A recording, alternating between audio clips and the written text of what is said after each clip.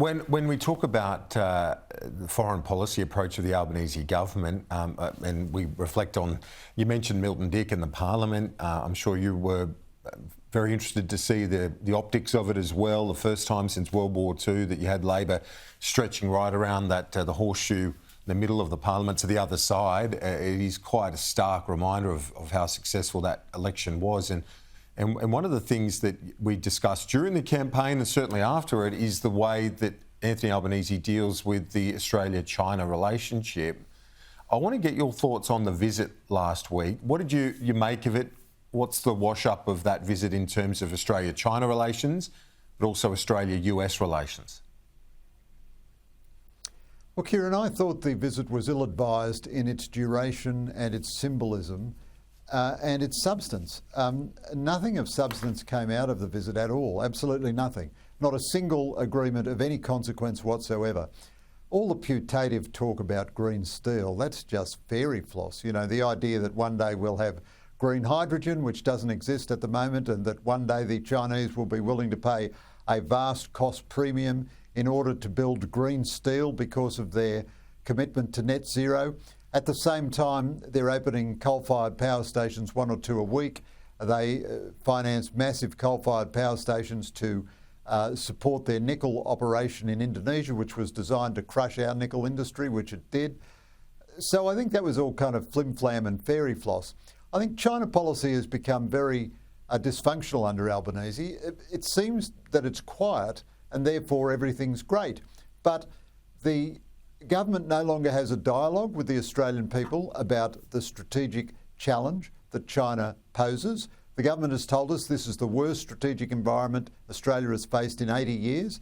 That is created entirely by the People's Republic of China. There's no one else causing difficulty in our strategic environment.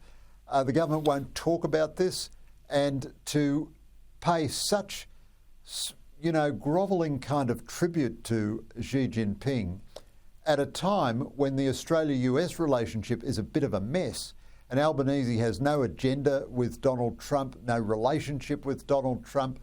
Our defence spending is plainly inadequate, recognised as such by everyone in the entire world who is not on the Albanese government's payroll. It plays all right with the Australian people at the moment because the government is not alerting people to the reality of the strategic situation. But in substance, it's very bad. And Australia is, at the moment, Albanese is determined to be as soft and sweet as possible with our implacable strategic competitor and as stiff-backed and uncooperative as possible with our indispensable ally. Trump is a difficult customer, very hard to manage, but that's what Albanese's job is. He has to manage Trump in the interests of Australia.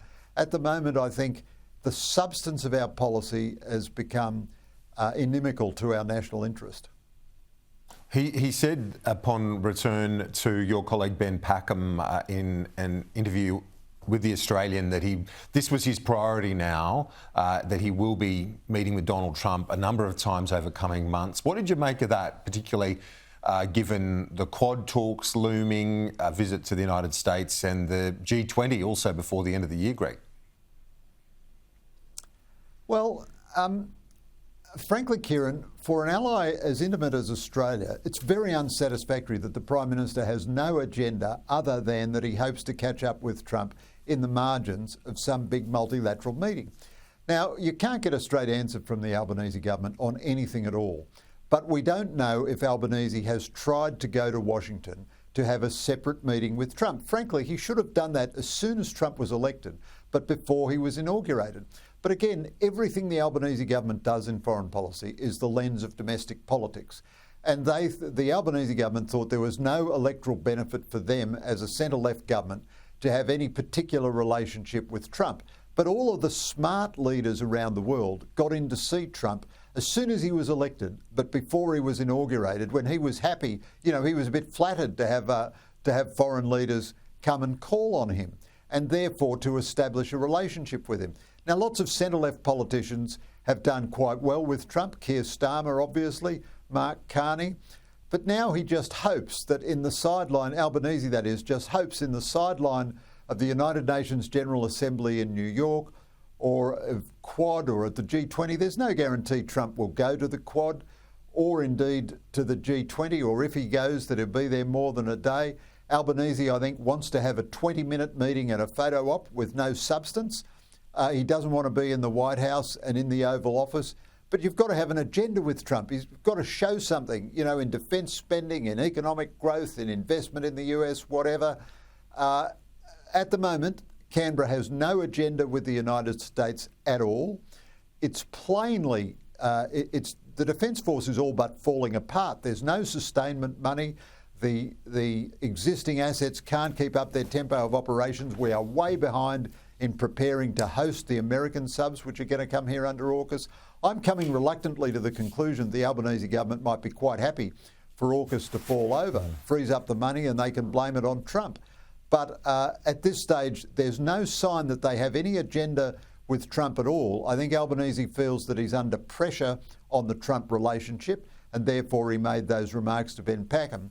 But if the sum total of the Australian Prime Minister's agenda with the United States President is that he hopes to run into him in the sidelines of some multilateral summit, that shows that we've gone, as Joe Hockey put it, from being a Tier 1 ally 5 minutes ago to being a Tier 3 ally at best, and that is extremely damaging to our national interest. Greg Sheridan, foreign editor at The Australian, great to chat. See you next week. Thanks.